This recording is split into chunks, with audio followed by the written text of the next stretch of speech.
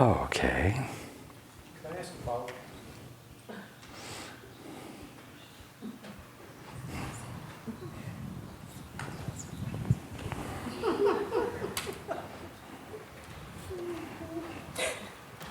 I wonder what that look was. I'm interested in some guidelines, and the reason this has been a complex situation for us because we have history, from past relationship. But also, it seems like when, I think everybody can identify with this, when money comes into a situation, I feel like it's almost like entering a minefield, in that it starts to push a lot of old buttons around power and control and that kind of thing. So that I'm interested in seeing, in being involved in Heather's work, being put out there for the benefit of everyone. And so my thinking right now is to support that financially, but only as it pertains to the work that she's attempting to do. So, and then I can see situations where I begin to back up and say, well, she wants money for this, and this doesn't seem to promote what she's trying to do directly. And then she says to me, well, how do you know that that's not part of the work? You see what I mean? And then we're in a head-to-head confrontation about... Good choice of words. Head-to-head. And not heart-to-heart. And that's the answer to your question. Thank you. Hands.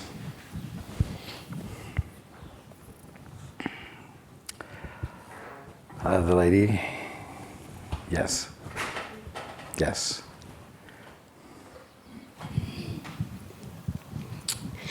I want to thank you, all of you that I can't see with my eyes, and all of you here that I love, for the healing.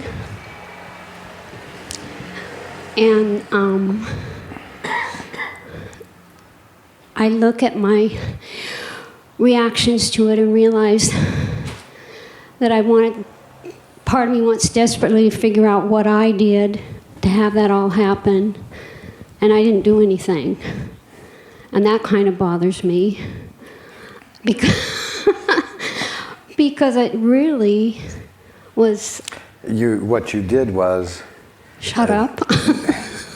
It isn't what you did, it's what you are. Oh. You are lovable. Thank you. That's Thank a you. good enough reason. Thank you. Not only that, you are lovable and you are loved. I got that.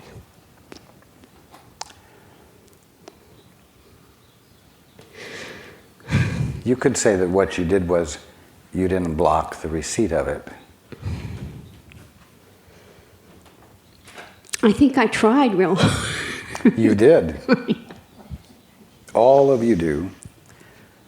You do it a little more strenuously than most. But you are still lovable. Thank you.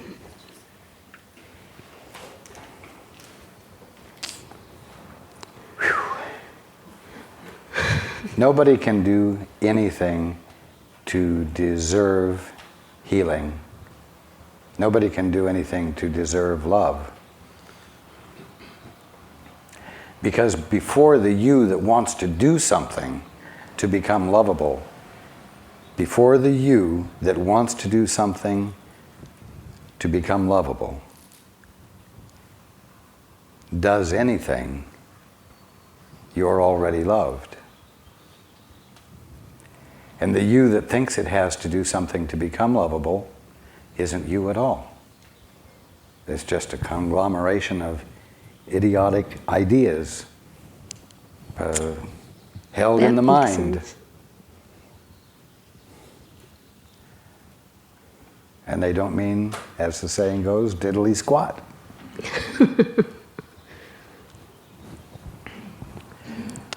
They don't change what you are.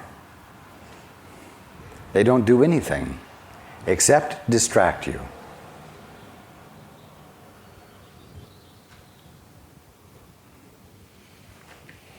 Thank you.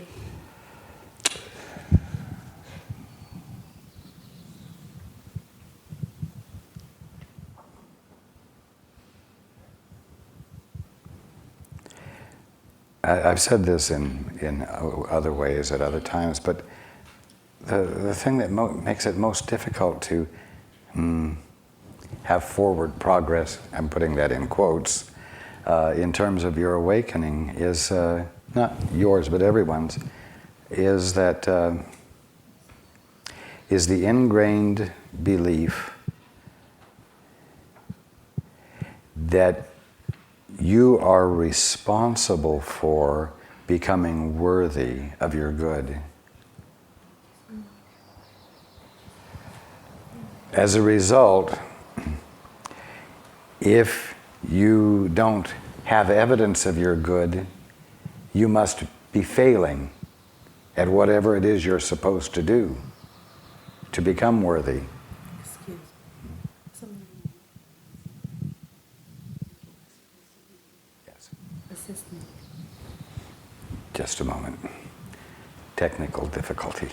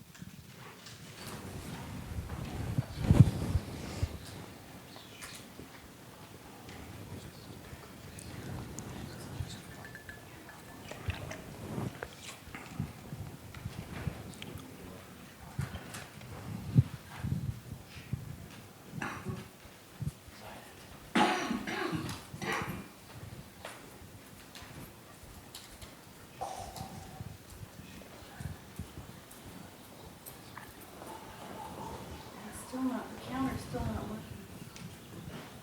Still get the flashing tape? Still have the flashing tape? Yeah.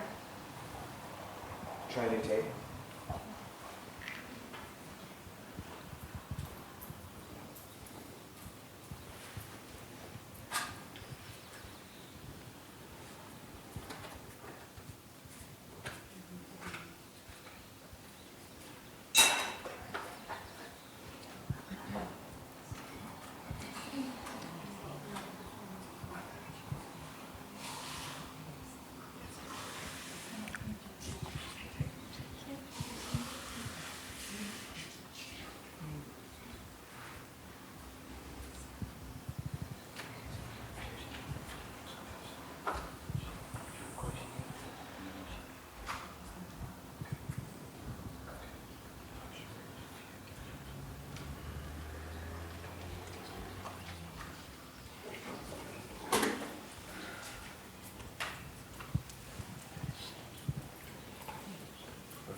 Okay. Now, conversely, if you do have evidence,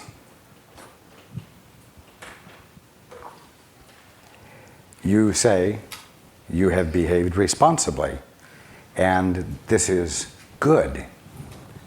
Well, if not having evidence shows that you haven't been responsible and that's bad, and having evidence shows that you have been responsible and that's good, then you are completely distracted. it is going to seem totally irresponsible to have the evidence of your good for no good reason. And so, when you experience healing or you experience fulfillment that you can't account for, the automatic assumption is that what's happened isn't valid because you can't account for it. Even though the fact is that it's evidence of your divine birthright. And it's evidence of the fact that you are lovable and you are loved, whether you've done anything responsible or not. Do you see what I'm saying? Yes. Yes. Not only that, if you have the experience of unaccountable good, or good you can't account for, the assumption is it must have been a fluke and you can't expect that to happen again. Yeah. And so, At the moment that so sounds- an argument against it is immediately, against its happening again, is immediately put into place. Right. I did that. Or guilt comes into play. How come I got this good that I can't account for, and Mary down the street, who's really having a heck of a time, didn't? I did that too. Mm-hmm. And so another immediate sort of block is put into place to discount it. What you can't account for, you tend to discount.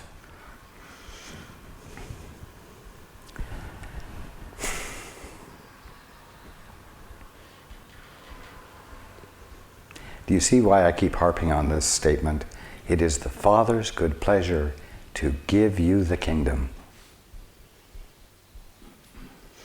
Not only do you not believe it, you argue against it.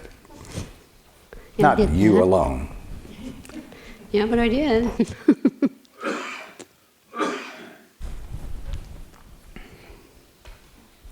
Arguing against your good is willfulness. It's a no that you are stating against life underneath what's going on at the surface of your mind. An utterly useless, futile, meaningless thing to do. So I'll quit. Good. It is a choice. Thank you. It's a use you are putting your mind to that is totally non-productive. And like a bad daydream, causes you not to notice the good that's going on right in front of your face. Yeah. Mm-hmm. Okay. Okay. Thank you. You're welcome. Hands. The gentleman in the plaid shirt.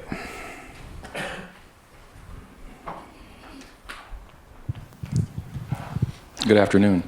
Good afternoon. I'm curious about, earlier this year I went through a week of sleep deprivation. And during a couple of nights, I had some strange happenings go on that I'm pretty curious about. One night I had a voice come in, very loud, very clear. I was awake. I've been awake for about 2.5 days at that time. And You were doing this on purpose? I must have been. It wasn't worth not trying to go to sleep. I was bouncing back and forth between chairs and beds, but it wasn't working. Anyway, the voice came in, very loud, very clear. I don't remember what it said, except 3 times it told me to fall asleep, and 3 times I did. Then the 4th time I woke up, and I was awake for that day. The following night, another voice came in, and as it was speaking, a scroll was running in front of my eyes, and the words it was speaking was being written on the scroll. And as each line was written, it dissolved as the next line came in. And so the question I guess I have is, was this all hallucination, or was there really a meaning behind it?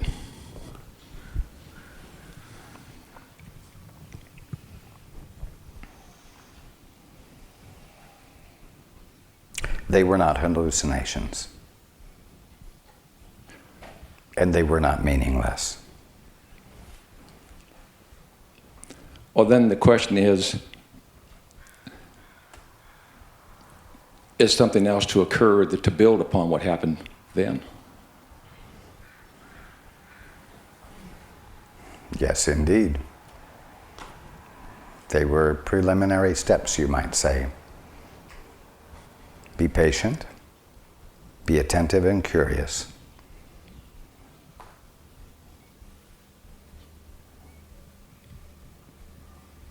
Thank you. You are welcome. It is not something that it is appropriate for me to elaborate on, because it is a part of your inner journey. Thank you very much. You are welcome. Hands?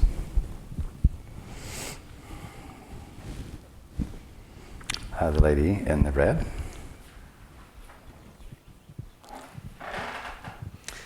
Hi, Raj. Good afternoon. It's interesting what you started this gathering off with, because that's exactly what I'm struggling with in my employment. And I've sort of bounced in and out of trusting and letting go and jumping in there and making a big mess and feeling very righteous about demanding that I have my rights and not being victimized. And that doesn't feel very comfortable. It feels a lot more comfortable to just trust and see what happens. But there's a little fine line in there. But why are you not trusting the inclination to not be abused and to speak up? Okay, so I did do the right thing? You did. I did. Well, what do you know? Because that's been a habit of mine, is to feel victimized and then overboard in defense, which Doesn't do this anything. one did feel a little bit different. It wasn't very comfortable because I got afraid afterwards, but It didn't feel comfortable because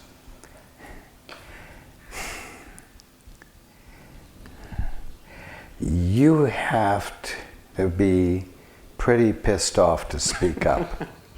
yeah.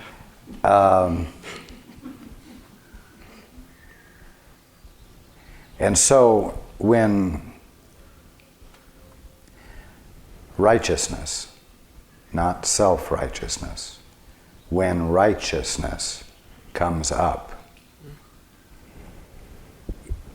there has to be a lot of energy put forth to get it out of your mouth past your reluctance to speak up for yourself. You're not used to doing it, and so you're not comfortable with it, and yet it's something you should be completely comfortable with expressing at all times, under all circumstances. So the discomfort was evidence of you, hopefully, breaking an old habit.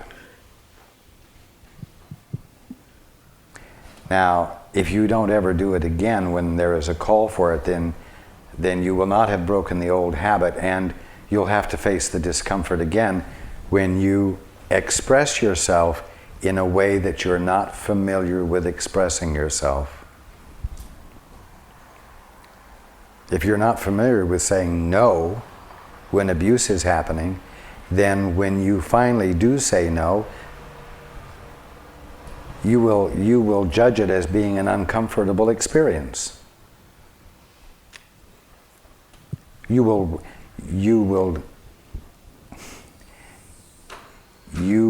be enticed into thinking that you're doing something wrong, because it would have to be ego that had that much emotion to it. But expressing righteousness is the expression of that which is meaningful. Again, not self-righteousness, but righteousness. Righteousness or righteous acts are acts that express and honor your essential goodness. God-derived essential goodness.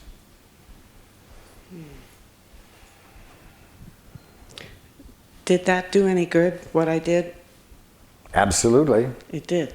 Did the changes that I'm perceiving in the attitude of the three managers, is that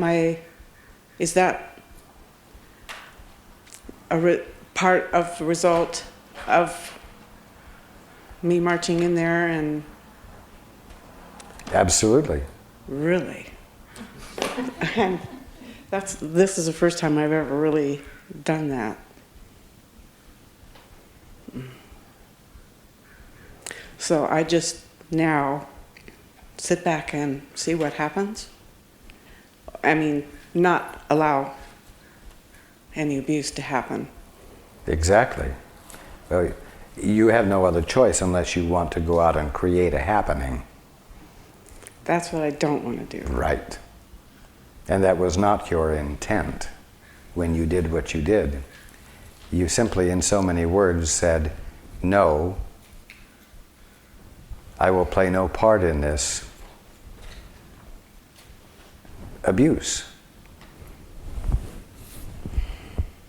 Not because I have any power over you, but because I have integrity that I will honor, and that's the bottom line. Take it or leave it.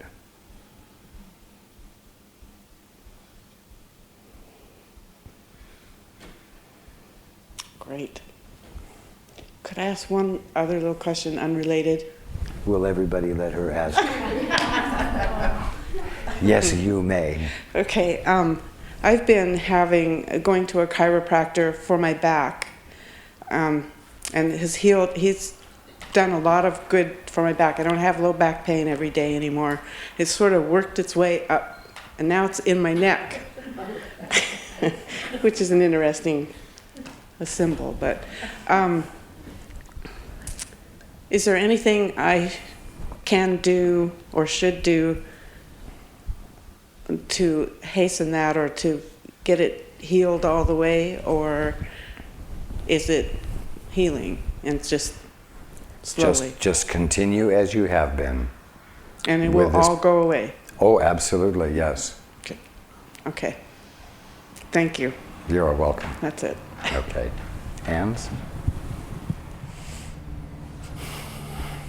The gentleman over here.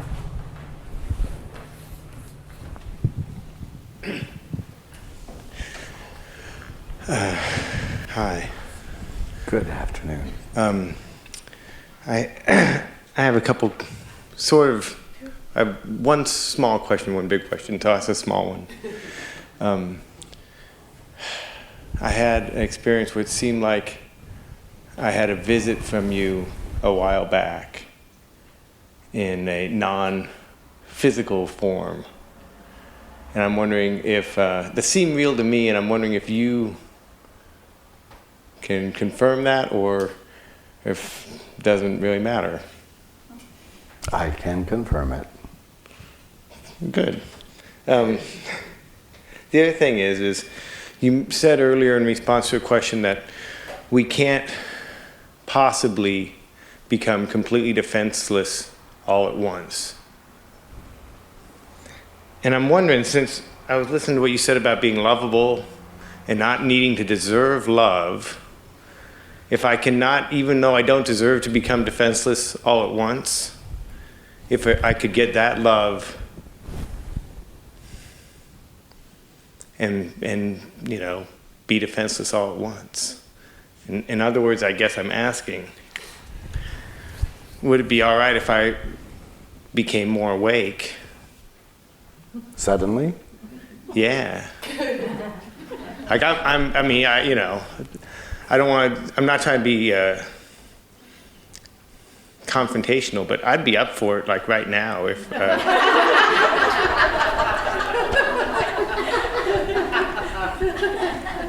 I'll be very simple for you, with you. I'll be very simple for you.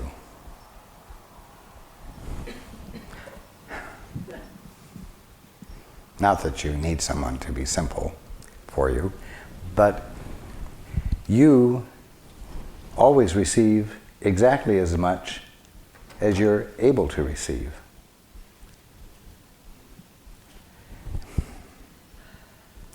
You are always receiving as much as you let in. And so if you are up for more right now, you will have more right now, because you are the one who holds the keys, not me.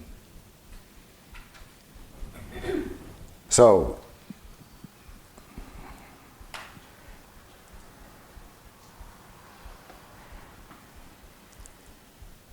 at any given instant, you will have as much more of the experience of your right mind and the experience of enlightenment as you can possibly allow in that moment. But as I said earlier, you can constantly invite more by being curious to see more.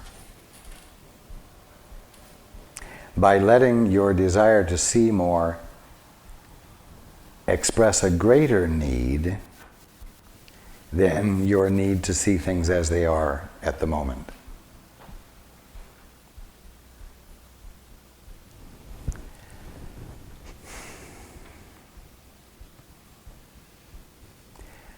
Now, your sense of your identity is absolutely tied into the way you perceive things at the moment and how much more of reality you can absorb at any given time. Because inseparable with seeing more of reality is having a new experience of who and what you are. And if there were too fantastic a leap between your present sense of yourself and a radically changed experience of who you really are, there would be a gap of continuity, and you wouldn't know who you were. You right now, and this is very important, and this is true of every one of you, you right now are experiencing the real you, because there's only one you. That which is listening to me at this moment is the real you. But you do have in place a myriad of definitions and meanings as to who you think you are, and how much of good you can bear, and how much of bad you can bear, and how you must be with other people and how other people must be with you. And all of this ties in with your definition or sense of who you are. Even though these definitions are definitions about the one and only you there really is. There will be an unbroken continuity between your present experience of yourself as it expands into a true experience of what you divinely are. There will be a continuity of identity even though transformation has occurred. And for you to change instantaneously would constitute a move, or you might say a track of identity that changed so rapidly you would lose the sense of who you really are. So it won't happen faster than you can bear to have it happen without losing the continuity of your identity